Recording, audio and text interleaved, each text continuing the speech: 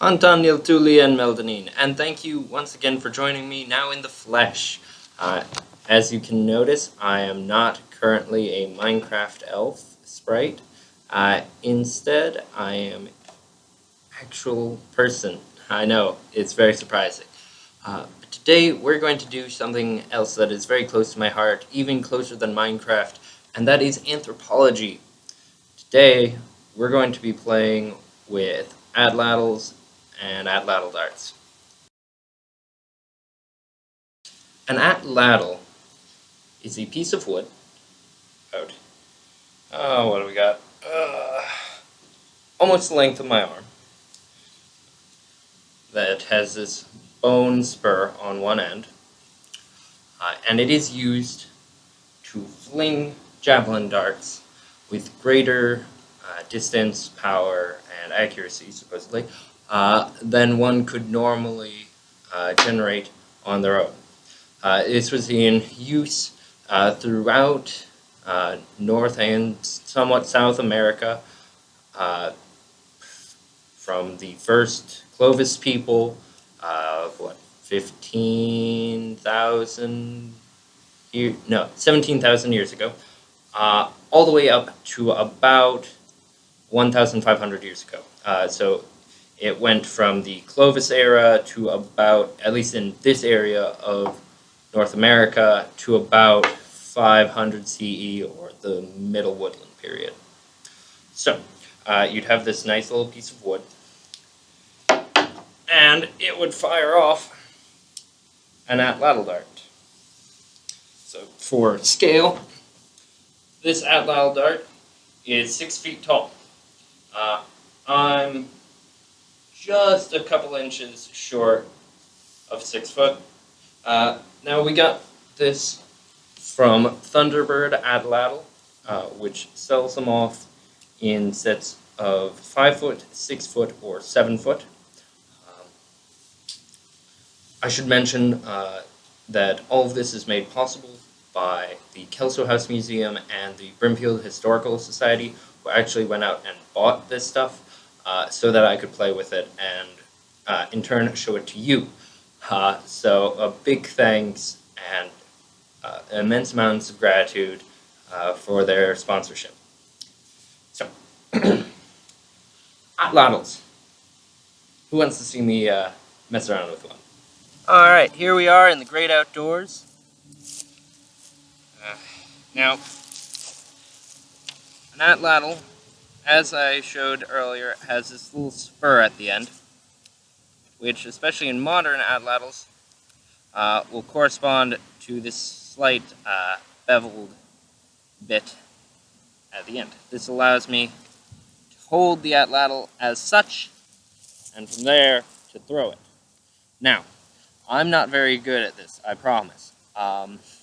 This is my second time practicing in over a year, so don't put your hopes up too much. Anyways, I have a target right there from my spot here. It's about 20 feet away, give or take. Naturally, this was used as a hunting instrument by early Native Americans. So, if it was up to me, I'd probably starve. But let's try it out. So, the motion is very much a flinging flick. Yep, that was bad. So, as you can see here, I completely dirted. So, we're going to pull that out of the dust, and we're going to try again, and again, and again, and again. This here is what I like, well, what is called, specifically, experimental archaeology. So we are taking something from the past, and we are experimenting with it. Of course, the next time I actually tried to throw it, it would be a hit. Alright, so this is a pretty standard, if worn down, straw target. You can see well, at least I hit it. And this sucker went in pretty deep. Now, let's see here. There you go. There's a good indication. So it went in about yay far. That's enough to hit a vital spot. Now, of course, most things that were hunted probably weren't as thin-skinned as old hay, but it's still a important thing to keep in mind. Now, what did they hunt? So Native Americans, we know that they hunted medium to large size game. I'll throw this once again, we'll see. Nah. Okay. So they hunted medium game. So at that time, we're talking like elk, moose, deer definitely, and of course smaller game, all the way down to rabbits and probably squirrels. It is currently debated on whether or not they actually hunted anything as large as a mammoth. Certainly we have found mammoth bones that have cut marks on them, but most often this appears, or at least I should say that it can be explained that early hunters found a dead or dying mammoth and then said, "Ooh boy, free lunch." Scared away some smaller predators and then just took the kill. I am just not having luck today. I should have saved some of the videos from my last try. But, more dirt. Oh well. Okay. I think one of the few times when we found early napped tools with a mammoth, they were found under the mammoth's corpse, which doesn't quite pan out. It doesn't seem quite right. But so I'm going to set this off to one side, hopefully far enough away that I don't hit it, and take some long shots. Specifically, long video shots. Not. I don't think I'm getting any further than 20 feet or so. Okay, so is that? Yeah, you can see everything. All right.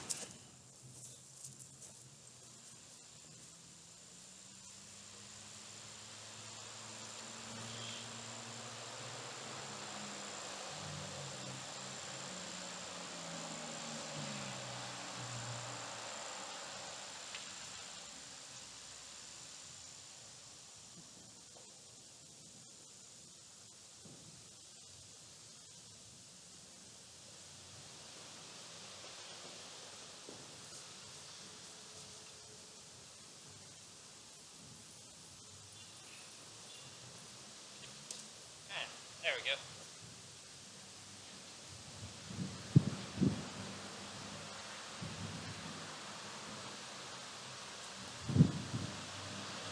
About 5 inches deep.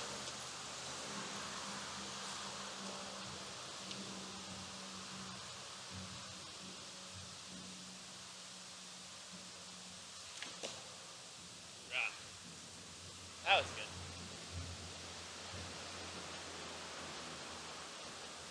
There we go.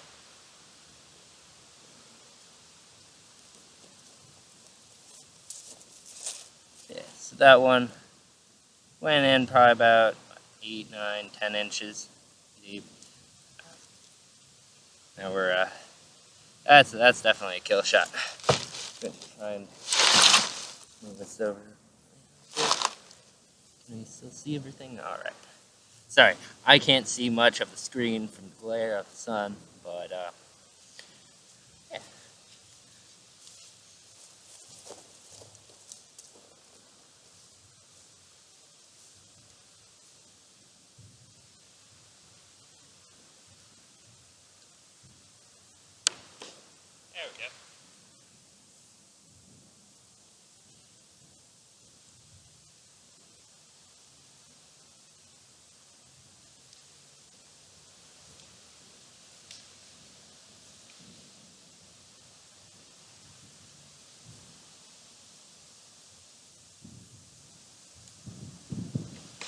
Oh yeah. Alright, I'm actually gonna bring you guys in to see that one.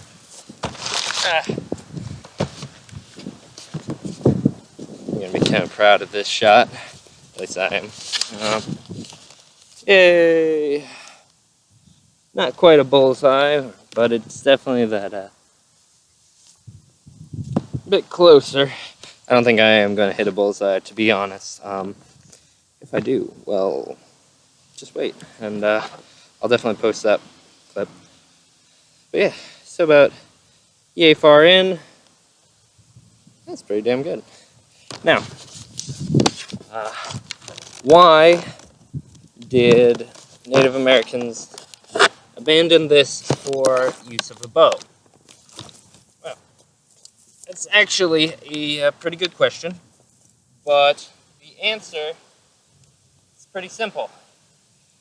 Now, you can see my entire, all this movement that I'm doing, okay? So, we'll say that I already have a dart knocked, alright? I'm wandering in the woods. I see a deer, alright? Now, for me to get ready to throw this dart, I have to bring this whole thing up and then release.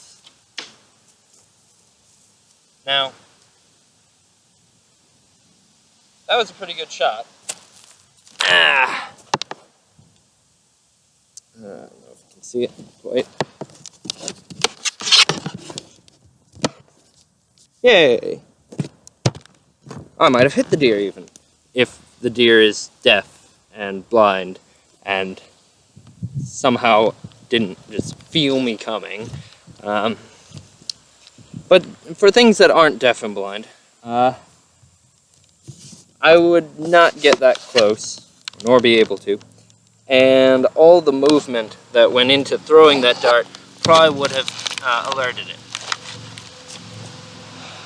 Compared to a bow, which, if we already have a arrow knocked, is just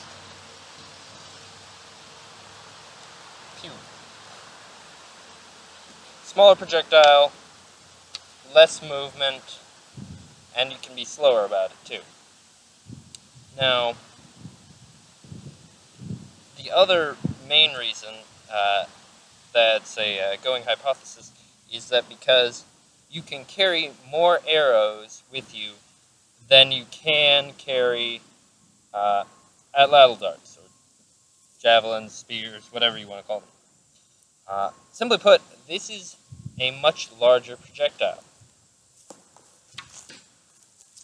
Yeah, I might be able to throw it with some success, but I can only throw so many. I might be able to carry 3 or 4, but if I'm using a bow and arrow, then I'm carrying, what, 20, 30 arrows? If I have a quiver, that is. So, you can't quite make a quiver, not easily at least, or very useful, for these darts. So they slowly faded out along with the idea of hunting very large game. Now, they're still very useful, but when compared to a bow and arrow, which likely has, you could get better accuracy, range, and more projectiles, you're looking at a better, definitely a better turnout, especially per hunter. Hey, there we go.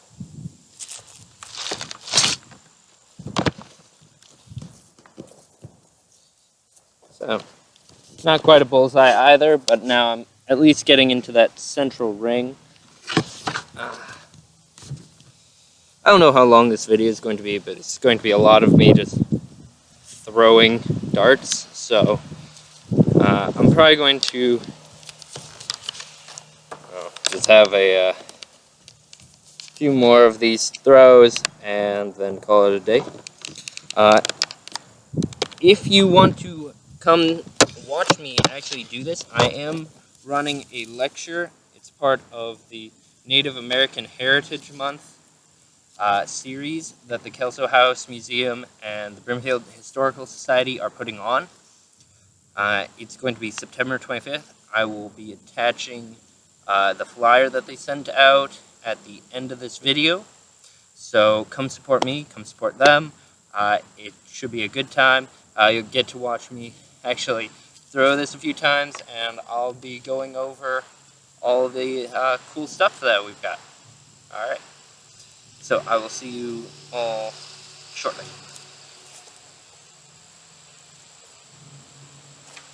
Hell yeah.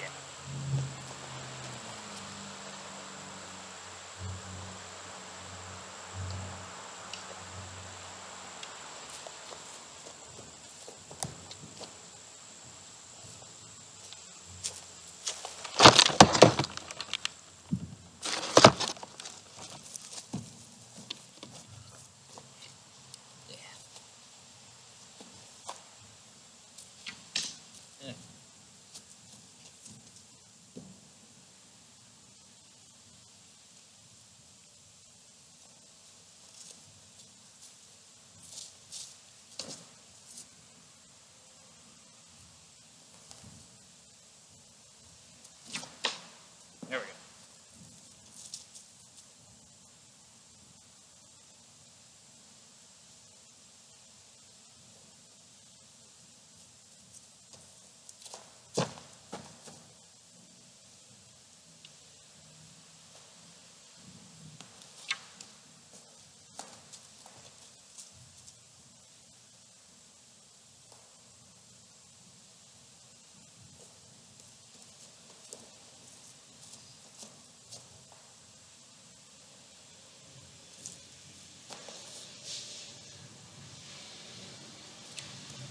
Yeah, there we go.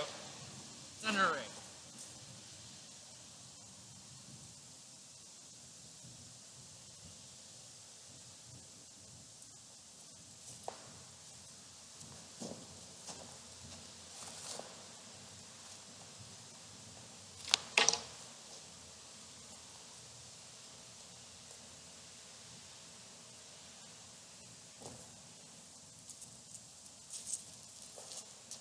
It slayed a mighty tree today.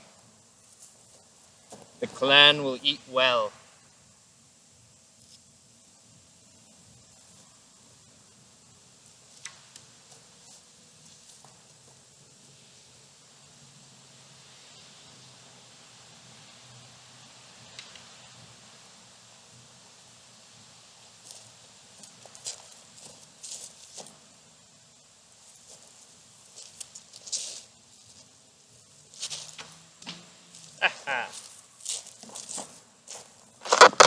Alright. I think that's about as good as I'm going to get today, so it's best to end on a high note. Here we go. Almost dead center. That's pretty damn close to a bullseye. Yeah. Yeah. That'll ruin your day. Okay. Thank you once again, everyone, for joining me, and I hope to see you all soon. We'll be having another normal Minecraft video up soon, hopefully soon. I have been working on that, I promise, and I have a lot to show you all, a lot of new stuff at Nardu Hall. So, thank you once again for joining me. This has been Anthropology with Aramil, and I will see you in the next one. Farewell.